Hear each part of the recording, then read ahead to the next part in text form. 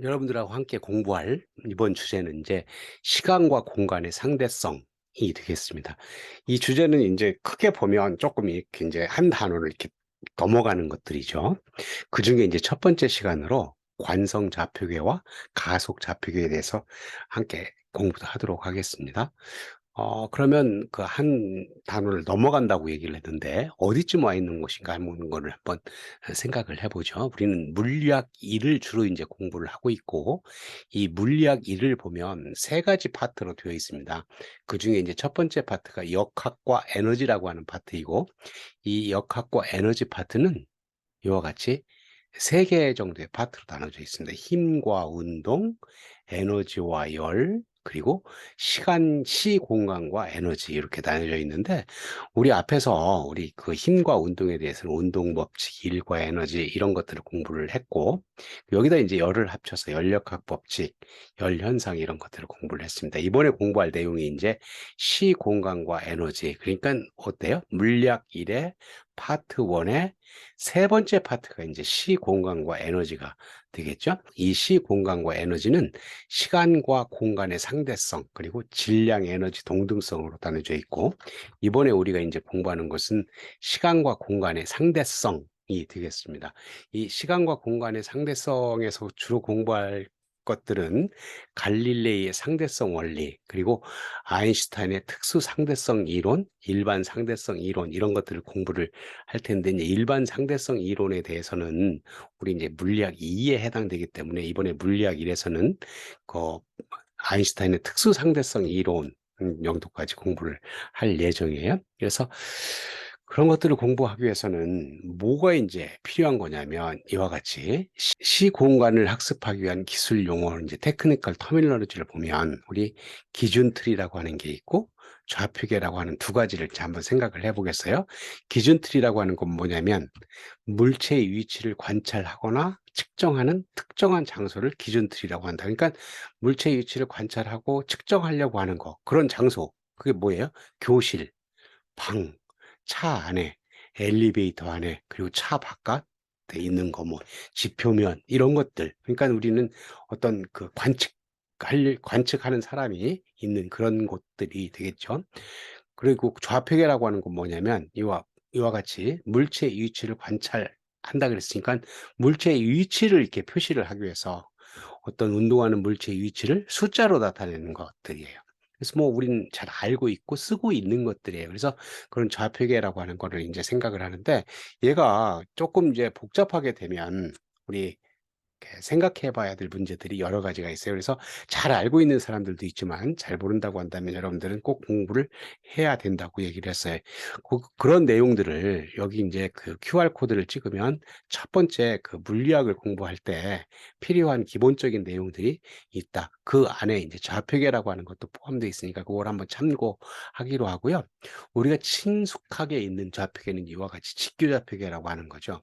얘는 어떤 그 이렇게 기준을 잡아 놓고 여기 이제 0 이라고 하는 위치가 있고 여기 P라고 하는 위치를 이렇게 나타내기 위해서는 숫자로 표현을 하니깐 어때요? 직교좌표라고 하는 게 X, Y, Z 이렇게 직각으로 되어 있는 거를 만들어 놓고, X축 여기 P라고 하는 게 X에 이렇게 얼마만큼 떨어져 있나, Y로 얼마만큼 떨어져 있나, Z로 얼마만큼 떨어져 있나, 그래서 여기를 표시하기를 X, Y, Z 이렇게 표시를 하게 되죠.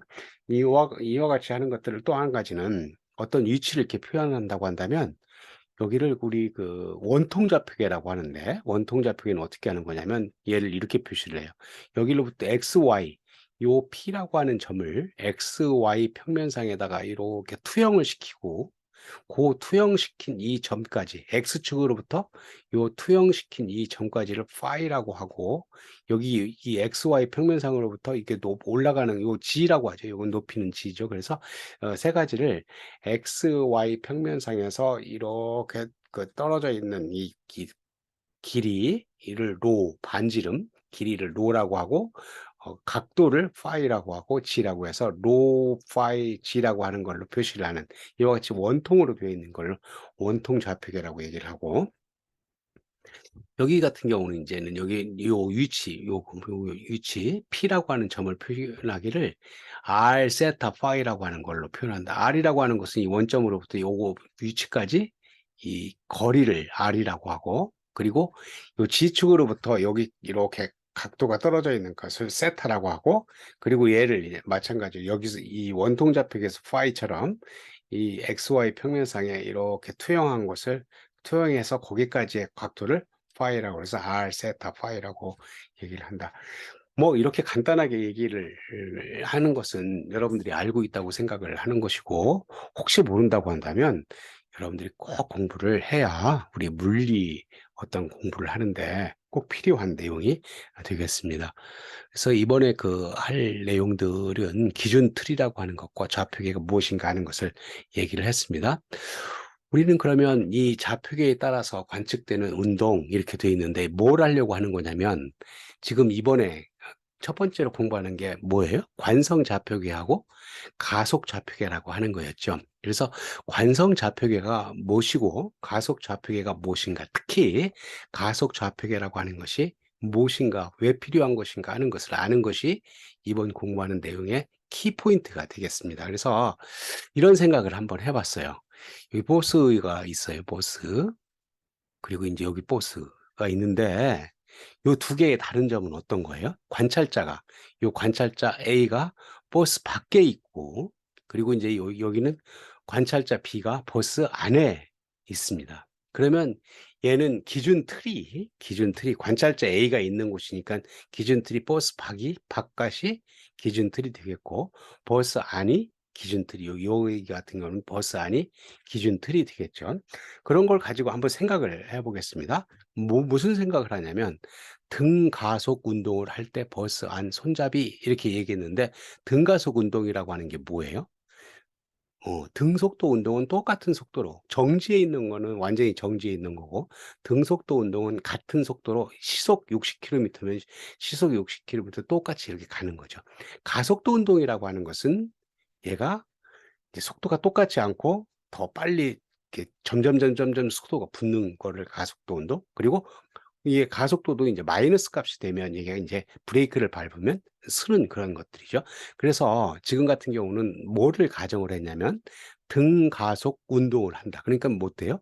버스가 점점 빨라진다. 그 가속도 값을 얼마라고 했냐면 A라고 이렇게 얘기를 했습니다. 그러면 우리가 실생활에서 알 수 있듯이 이 버스가 가속을 해 가면 요 손잡이가 이렇게 기울죠. 사람들이 있으면 사람도 이렇게 뒤로 제껴지고, 그죠? 이제 거꾸로 멈추면 어때요? 이 손잡이가 거꾸로 이쪽으로 오고 사람들도 앞으로 쏠리게 되는 거죠. 지금 같은 경우는 가속도 A 값이 플러스 값을 갖고 있다. 그러니까 버스가 점점 빨라진다고 한다면 요 손잡이가 이런 방향으로 가고 있다. 여기서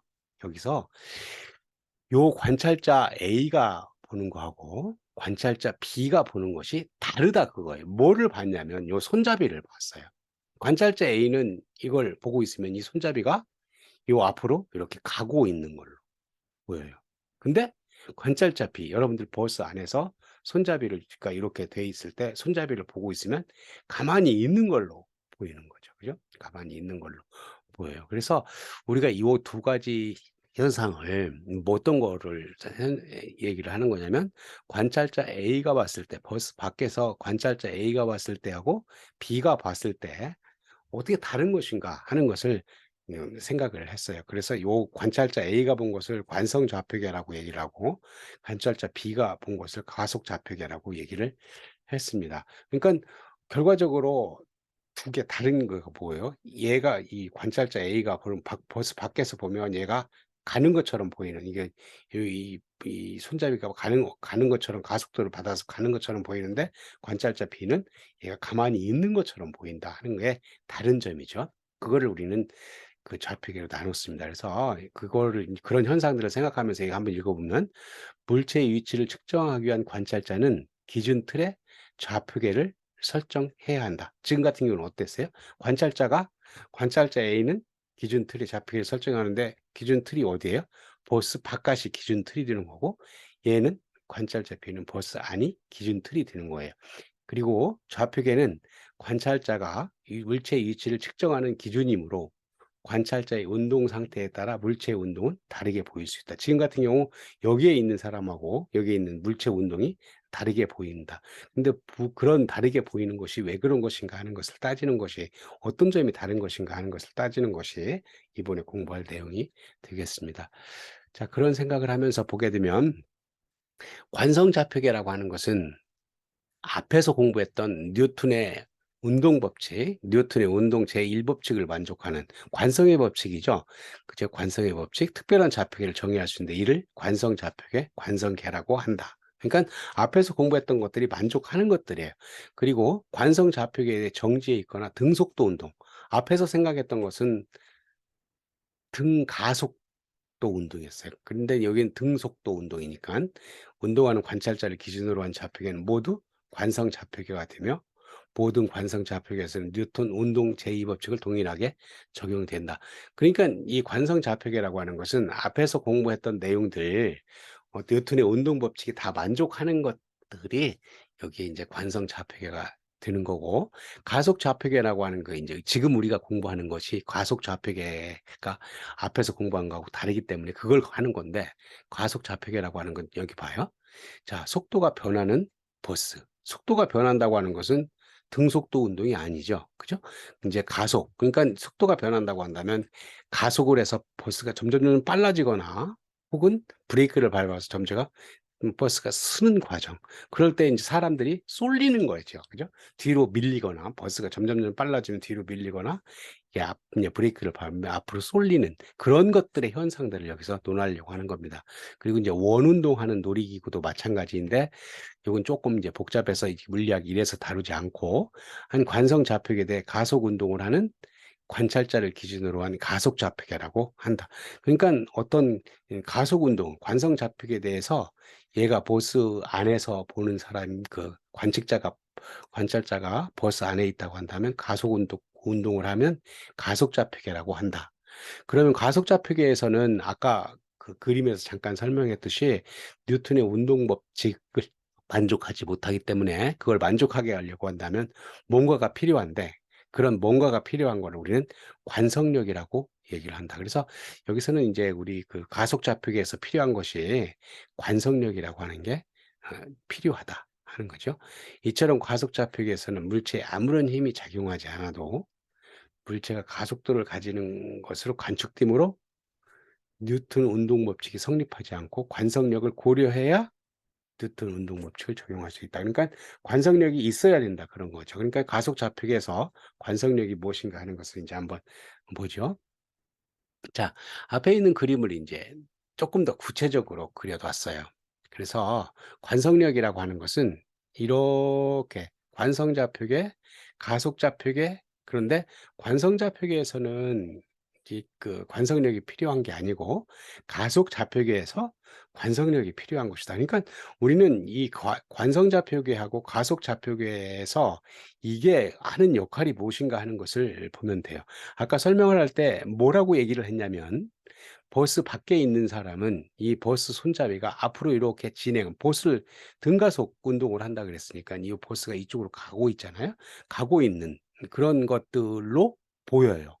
보이기 때문에 얘는 여기에 작용하는 힘, 우리 앞에서 힘과 운동을 공부를 하면서 힘에 의해서 인제 그런 운동 법칙들을 인제 공부를 했기 때문에 그 힘을 보면 여기 이 버스 손잡이에 작용하는 힘을 보면 이렇게 하는 장력 그리고 요거 중력, 장력과 중력에 의해서 이렇게 힘을 합치면 여기 이제 이렇게 해서 힘을 합성을 하게 되면 이와 같이 이 방향으로 힘을 받게 된다. 그러니까 두 개의 힘이 이렇게 백대적으로 합성을 하면 이 힘을 받는다. 그 값이 ma라고 하는 가속도.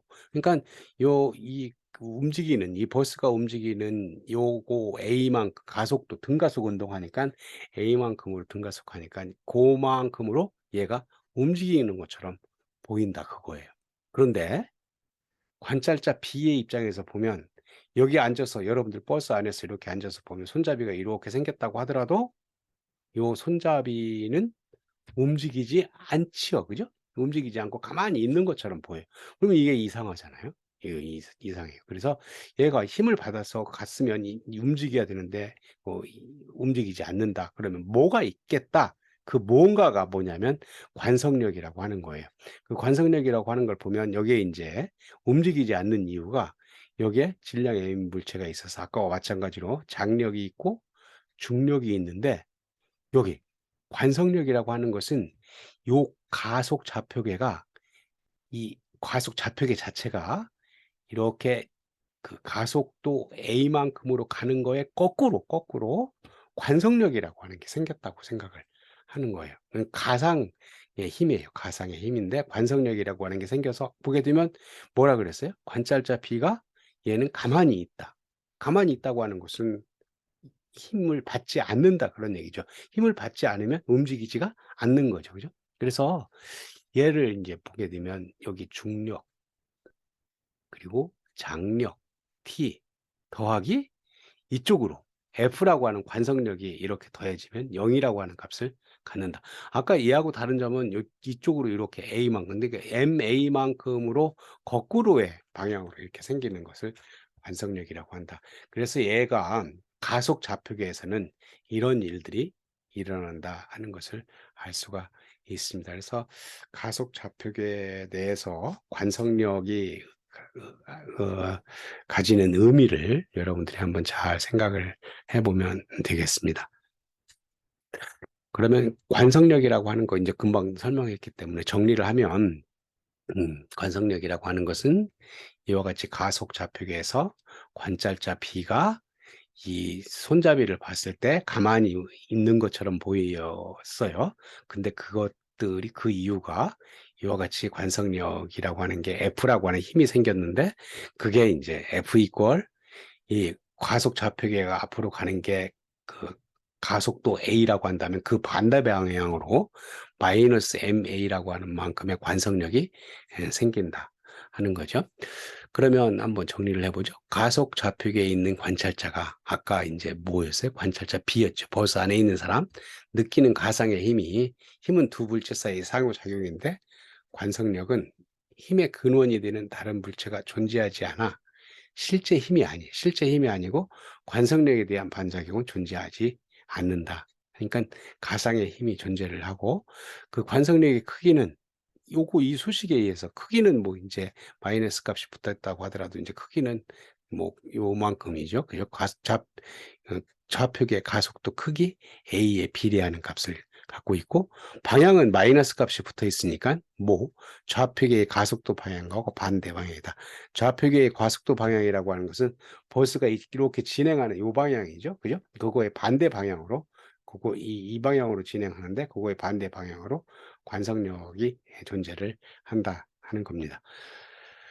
자, 이번 시간에 공부를 했던 걸 정리를 하면 관성좌표계하고 가속좌표계를 생각을 했는데 특히 이제 관찰자가 어디에 있느냐. 우리는 예를 들기를 버스 안과 밖에서 이제 그리고 이제 밖에서 본 사람을 관찰자 A라고 했고 버스 안에서 본 사람을 관찰자 B라고 했는데 관찰자 A와 B가 다른 점이 무엇인가 하는 걸 설명을 했고 특히 요 과속 좌표계 그 관찰자 B 이와 같이 관찰자 B가 이 버스 손잡이를 봤을 때 이 손잡이가 가만히 있는 것처럼 보이는 이유는 이와 같이 관성력이라고 하는 게 존재를 하기 때문에 그렇다. 그래서 이건 이제 가상의 힘이다. 그것은 이 가속 좌표계가 진행하는 가속도와 반대 방향으로 이렇게 생긴다. 그래서 관성력은 F 이퀄 마이너스 MA. 그래서 이제 크기는 A에 비례하고, 그리고 이제 방향은 이 가속 좌표계가 진행하는 방향의 반대 방향으로 관성력이 존재한다 하는 얘기를 했습니다. 자, 여기서 마치도록 하겠습니다. 감사합니다.